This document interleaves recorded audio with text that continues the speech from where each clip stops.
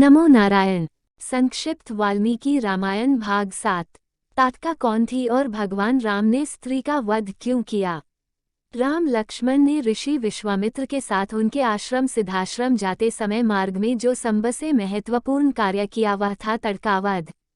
ताटका वध का कारण। भगवान राम के जन्म का एक महत्वपूर्ण कारण राक्षसों का संहार करना था, क्योंकि ये राक्षस सन्मार्ग पर चलने वाले लोगों पर अत्याचार करते थे और उनके धर्म कर्म में रुकावट डालते थे। अतः राक्षसों के वध का ये कार्य उन्होंने जब शुरू किया तब उनकी उम्र लगभग 16 वर्ष की थी। उनके हाथों मारा जाने वाला पहला राक्षस कोई पुरुष नहीं बल्कि स्त्री यानी राक्षसी थी। इसका नाम था ताटका। इसके नाम का उच्चारण ताड़का भी मिलता है। प्रसंगवश कृष्ण अवतार में इस कार्य का आरंभ एक राक्षसी पूतना के वध से हुआ था। धर्म मर्मज्ञ राम ताटका का वध करना नहीं चाहते थे, क्योंकि स्त्री हत्या शास्त्र में वर्जित है, लेकिन उन्हें ये करना पड़ा। वो कौन सी स्थितियां हुई कि राम को एक स्त्री राक्षसी ताटका को मारना पड़ा, ये जानने से पहले ये जानना रोचक होगा कि ताटका कौन थी। ताटका कौन थी? ताटका वास्तव में एक यक्षिणी थी जो शापवश राक्षसी हो गई थी। उसके पिता सुकेतु दक्ष को कोई संतान नहीं थी। उसने संतान के लिए घोर तपस्या की। सुकेतु ने ऐसे संतान के लिए वरदान मांगा जिसमें 1000 हाथियों का बल हो। इस तपस्या के फलस्वरूप ब्रह्माजी ने उसे एक कन्या होने का वरदान दिया। ताटका इसी वरदान का फल थी। ब्रह्मा जी के वरदान के कारण उसमें 1000 हाथियों का बल था। ब्रह्माजी ने उसे पुत्र का वरदान ये सोचकर नहीं दिया था कि इतना बलवान पुत्र लोगों के उत्पीड़न का कारण हो सकता था। ताटका का विवाह। बड़ी होने पर बलवती यक्षिणी ताटका का विवाह उसके पिता सुकेतु ने जम्ब के पुत्र सुन से कर दिया। इस युगल को मारीच नामक एक पुत्र हुआ। ये वही मारीच था जो आगे चलकर सीता के हरण में सहयोग के लिए मायामृग बना और राम के हाथों मारा गया। सुंद की मृत्यु और ताटका और मारीच का राक्षस बनना। एक दिन ताटका के पति सुंद ने ऋषि अगस्त्य का कुछ अपराध कर दिया। इससे क्रुद्ध होकर ऋषि ने उसे शाप देकर मार दिया। सुंद की पत्नी ताटका और पुत्र मारीच ने प्रतिशोध लेने के लिए अगस्त ऋषि को मारना चाहा। अगस्त्य मुनि ने उन दोनों को उन पर हमला करते देख दोनों को शाप दे दिया। मुनि ने मारीच से कहा, तू देवयोनि रूप का त्याग कर राक्षस भाव को प्राप्त हो जा। उन्होंने ताटका को भी शाप दे दिया, तू विकराल मुख वाली नरभक्षिणी राक्षसी हो जा। तू है तो महायक्षी, परंतु अब शीघ्र ही इस रूप को त्याग कर तेरा भयंकर रूप हो जाए। इस तरह यक्ष राजकुमारी एक भयंकर राक्षसी बन गई। ताटका का अत्याचार। इस घटना से दोनों माँ बेटे में अगस्त ऋषि से प्रतिशोध लेने और अपने ताकत से लोगों को त्रस्त कर देने की भावना आ गई। क्रोध और अपने बल के अभिमान में ताटका लोगों को कष्ट देने लगी। निर्दोष लोगों को मारने लगी। विशेषकर जिस प्रदेश में ऋषि अगस्त रहते थे उस प्रदेश को उजाड़ने लगी। धर्म कर्म के लिए वह घोर अवरोधक हो गई। उसका पुत्र मारीच भी उसका साथ दे रहा था।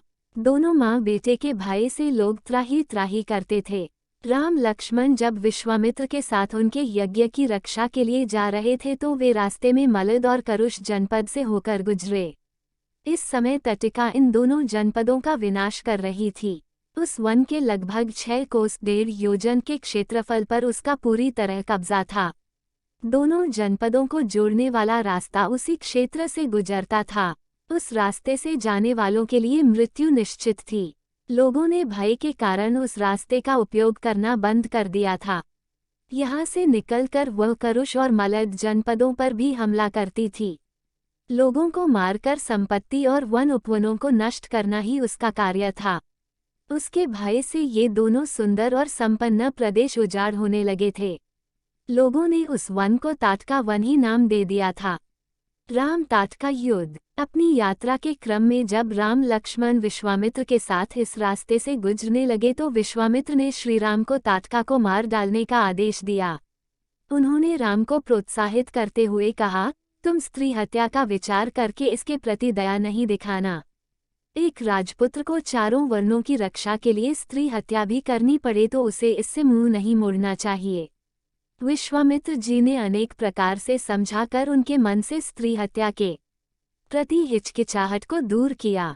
उनकी आज्ञा से और पिता दशरथ द्वारा विश्वामित्र जी की आज्ञा के पालन की आज्ञा के अनुसरण में श्रीराम ने ताटका का वध कर इस वन को मुक्त करने का निश्चय किया। ताटका के वध का निश्चय कर श्रीराम ने अपने धनुष की प्रत्यंचा खींचकर बहुत तेज ध्वनि टंकार घोष किया। इस ध्वनि को सुनकर ताटका वन के सभी प्राणी थर्रा उठे। क्रोधित होकर ताटका आवाज की दिशा में दौड़ी। वह अत्यंत भयंकर लग रही थी, पर श्रीराम अभी भी लक्ष्मण जी से स्त्री होने के कारण कान नाक या हाथ पैर काटकर जीवित छोड़ देने की बात कह रहे थे ताकि इसका बल इतना क्षीण हो जाता जिससे वह दूसरों को कष्ट नहीं देती।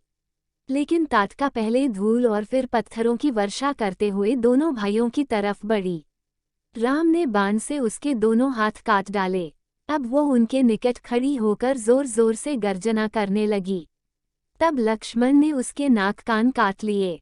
दोनों भाई उसे घायल कर जीवित छोड़ देना चाहते थे ताकि वो लोगों के कष्ट न पहुंचाए। लेकिन ताटका अभी भी नहीं रुकी। वह अनेक तरह के माया भी जानती थी। वो कभी अदृश्य हो जाती, कभी आकाश में घूमने लगती, कभी माया से पत्थर बरसाने लगती। ताटका वध। तब विश्वामित्र ने कहा, राम, तुम्हारा इस पर दया करना व्यर्थ है।